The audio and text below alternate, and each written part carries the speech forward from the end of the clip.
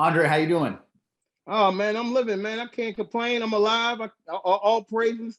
Everything is good. I'm just working and staying out the way, man. How about yourself? Same thing, same thing. Just happy that we got the onset of spring here. Hopefully, no more phantom snowfall coming our way. I'm Oh, snow is gone, brother. That's over with. sick and It's tired of time for shoveling. flowers. I'll tell you that much. Sick I and tired of shoveling. You know what I mean? feel you. I feel you. All right. So look, this has always historically been NFL Draft Week, one of my most favorite weeks of the year because Yes. all kinds of intrigue, all kinds of news. As we've seen with the NFL, it's basically like a media hype machine with every single one of these blockbuster trades that keeps going down, day after day at this point. So let's talk a little NFL. Let's talk a little NFL draft. Start it from the top. Who do you like as the number one pick? Um. So I would say Jacksonville need to get offensive line help. I would say Evan Neal would be my number one pick. He's a stout offensive lineman. And you can never get enough offensive line help. I mean, for Trevor Lawrence, he had a up and down rookie year, as most rookies will have an up and down rookie year. But you got to shore up that blocking for him, man, because he was getting annihilated.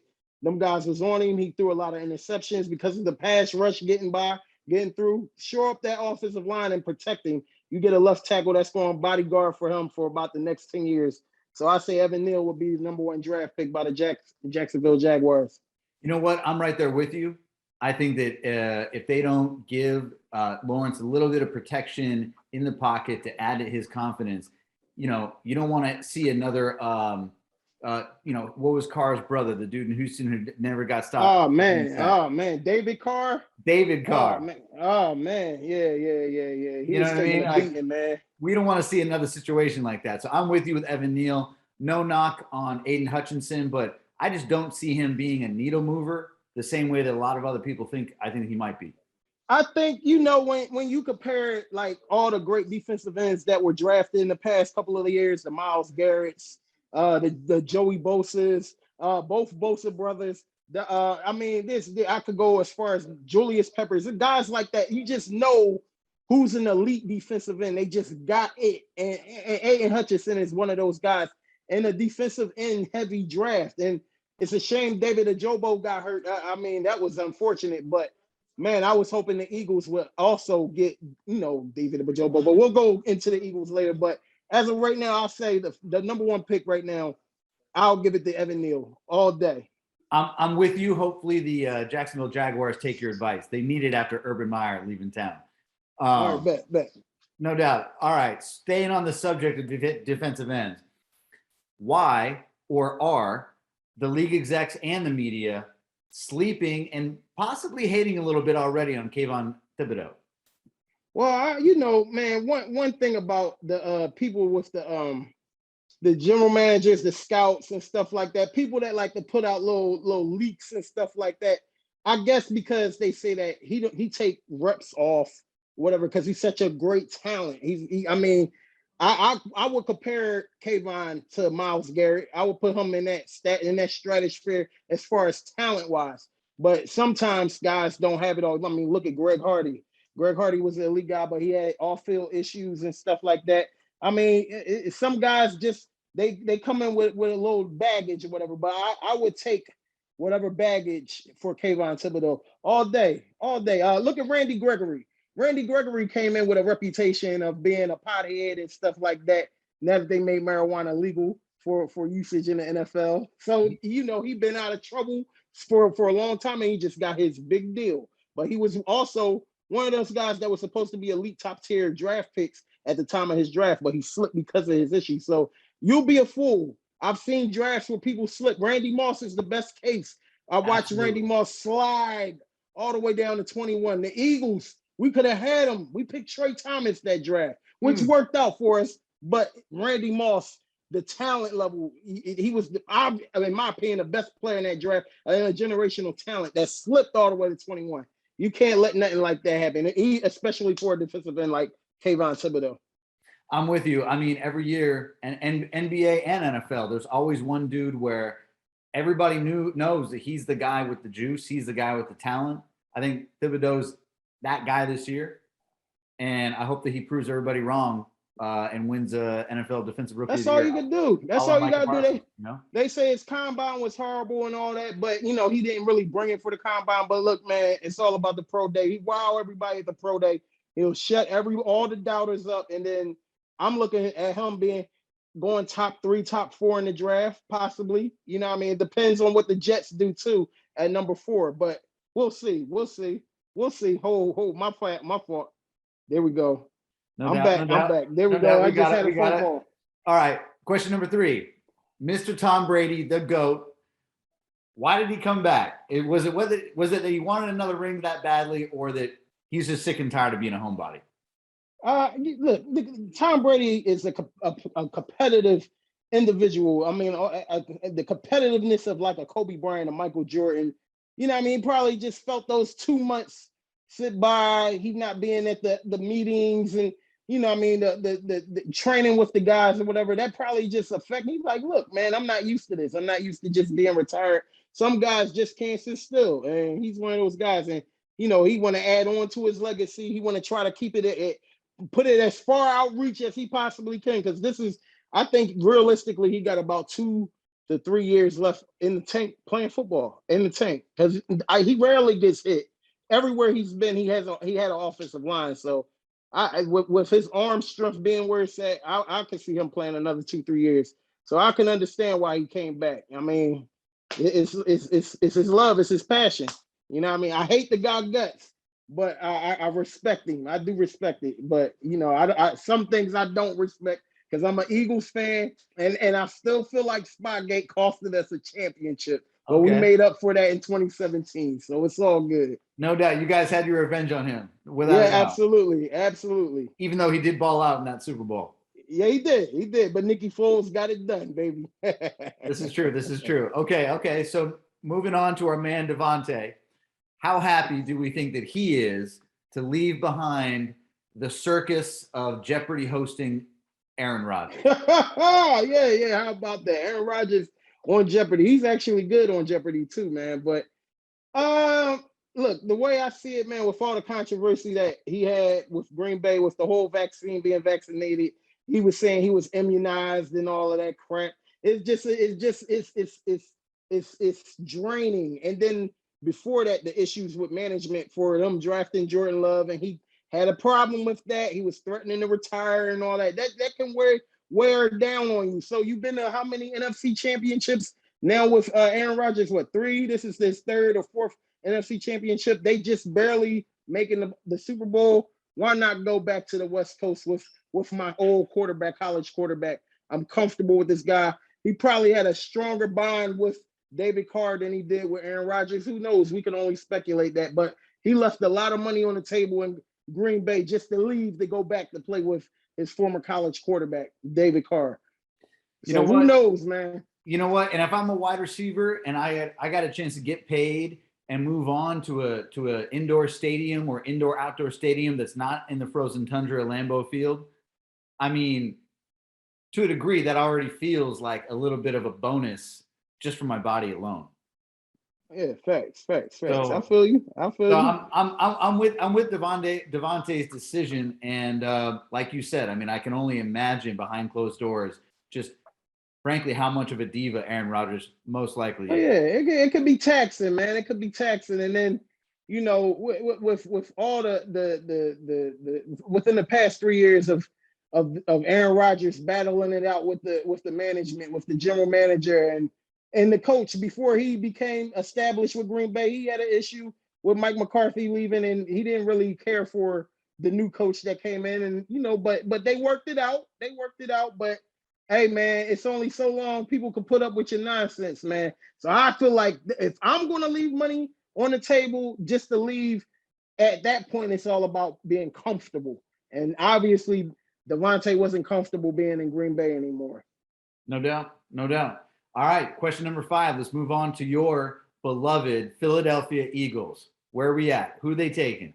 Man, let's go. So there's a lot of rumors going on. I would say the one rumor I hope happened, we missed out on him in the draft a couple years ago. DK Metcalf, Seattle is tearing it down. They're saying that DK might be available. I might trade that number 19 pick. That's our last pick in the first round. I might trade that first round pick for DK Metcalf. We missed out on him. We drafted JJ Arcega-Whiteside, who has done nothing Nothing. since wearing the Eagles uniform. Not a damn thing. I'll trade Jalen Rager, a third, and that first round pick for DK Metcalf. Bring DK here, and I'm going to shore up my defense with either a defensive end. We have to draft a defensive end, and I would draft either a cornerback or I would draft Devin Lloyd. I love Devin Lloyd. I know Howie Roseman don't draft linebackers in the first round, but because of the way we need a quarterback at defense, man, you need somebody that's going to be able to stop the run and put pressure on the quarterback.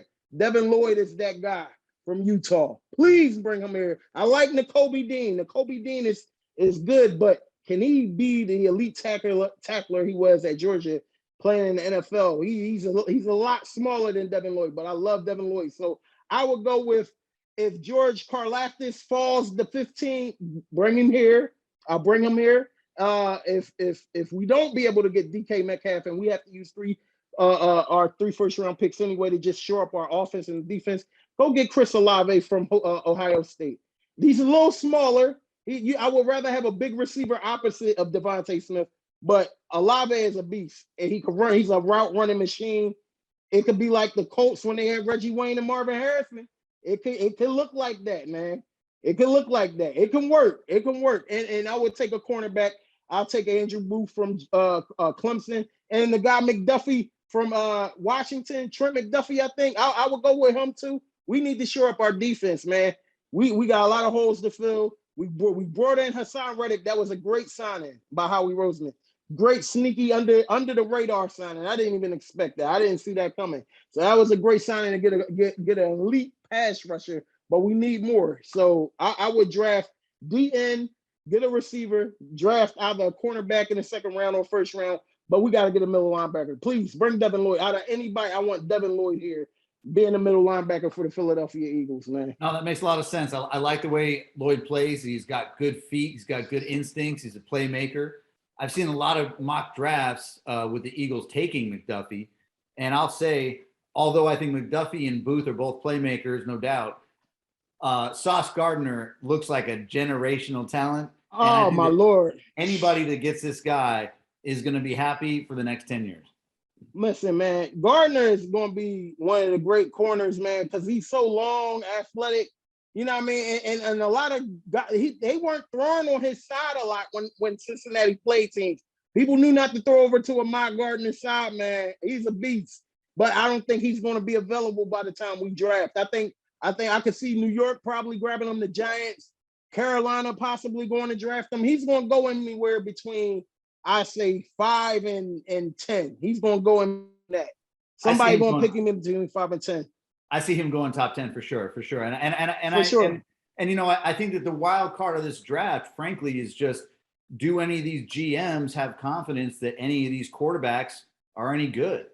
Hey, man, Mr. Willis, wild people yesterday. He put on a show. Malik Dude Willis showed out. Put on a show. Dude yesterday. Showed out. Got a cannon. People say he rely on that arm too much, and he try to make throws that, you know, he's a young quarterback. You know, a lot of young quarterbacks, if they have a strength, they're going to try to use that strength. They're going to overuse it. But once with wisdom, you coach him up. That brother going to be a beast. Patrick Mahomes and Brett Favre both relied on their arms quite a lot. Absolutely. Brett Favre is the all-time turnover machines, but he's a Hall of Famer. He's a Hall of Famer. And I think that Willis gets into the right situation for him, and he's going to be an all-pro without question. What you think about Pickett? How you like Pickett? You know, everybody making a big deal about his hand size and stuff like that. I don't see what the issue is, man. Come on. Doug Flutie had a football in his hand. Jeff Garcia had a football in their hand. They were productive, and he's bigger than those guys. But they didn't have no big hands or nothing like that. You know, I think that Pickett seems like a mature guy who's paid his dues, had an unbelievable last season. And I mean, like you said, I mean, it's the maturity level that he's exhibited that I think makes him stand apart. You know, clearly he had an extra layer of comfort last year playing college again. And, and psyching out these dudes with the fake slide move and whatever. Yes, But like, yes, yes. I mean, look, Joe Burrow has the exact same hand size as this guy. And Joe Burrow took his team to a Super Bowl 2 years in. 2 years in, he led them guys to a Super Bowl, man. Woo! Burrow is going to be a problem, man. So that hand size crap, that don't mean nothing to me, man. It's all about whether you can play or you can't play. Kenny Pickett, he know how to play. He know how to play. No, I respect that. I respect that. Yeah, Malik Willis put on a show yesterday, man. Well, Malik Willis is a special player, and you know what was everybody says that it's his charisma and his magnetism that really sets him apart when he walks into a room. That's always been the word on the street about the guy. If I'm Pittsburgh, because I've been saying for years, the Pittsburgh Steelers need to move on after they lost to the Jacksonville Jaguars in the playoffs when they lost to the Leonard Fournette team. And I thought after that, Ben Roethlisberger, they should have started looking for a quarterback right after that. And they allowed it to just linger up because he's a legend. And they're going to let the legend walk out on his own, on his own shield. But that held y'all back because Cincinnati has gotten better. The Bengals had gotten better, The Browns, Deshaun Watson, will that propel them up? I don't know if they're going to propel over Baltimore or whatever, but it's tough over there with Baltimore, Cincinnati, Cleveland. Pittsburgh better get a quarterback, man. It's time. It is time. And you know, if you're Willis and you get a chance to go and observe some things behind a guy like Trubisky, who we all know is just kind of keeping the seat warm, and get coached up by Tomlin. I mean, you're not mad at that. You're not mad at that. Not at all. Not at all. He got talent. He's talented. And I got a little Cleveland Browns fan inside of me, but I think we all got to kind of just wait and see to see like what kind of impact on the game a guy who hasn't played in 2 years is going to have. That could be a good thing, though. His body has not been taxed. He's been taking 2 years off. That adds to the quarterback lifespan. So that is a good thing. Take that into consideration. It'll be an interesting season. That division, the Browns, Ravens, that kind of matchup plus the AFC West. I mean, it's gonna be an interesting season coming up. Oh, the AFC West is gonna be crazy this year, man.